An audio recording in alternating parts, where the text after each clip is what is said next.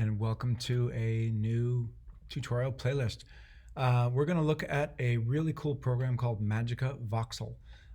So the program is free. It runs on Windows and Mac computers. So if you go ahead and type in MagicaVoxel, this first one is the right one. So this is what the homepage looks like. And you would want to get this at home, you'd want to download this one here that says latest. And when you click on that, you'll then see that you can get either the Mac version or the Windows version.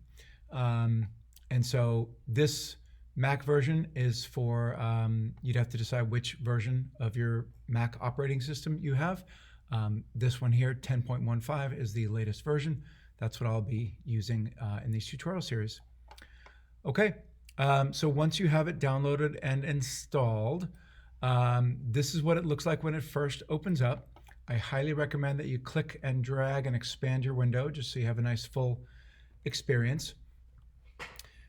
I'm going to go over one little glitch that I've discovered, and it's only on a Mac computer.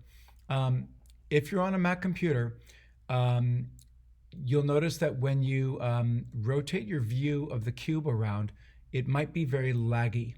And the way you get around that is you come right up here, you're going to see a little gear icon. Click on the gear, and then there's this option here that says HDPI, and if it's turned on. And if you disable it, your viewport behaves much faster, okay? Now, if it's turned on and you're not getting any lag like this, then you're good to go. Okay, we'll go back here to the paintbrush. Okay, so that's it for finding the program and downloading it and installing it. In the next video, we'll start going over the basics.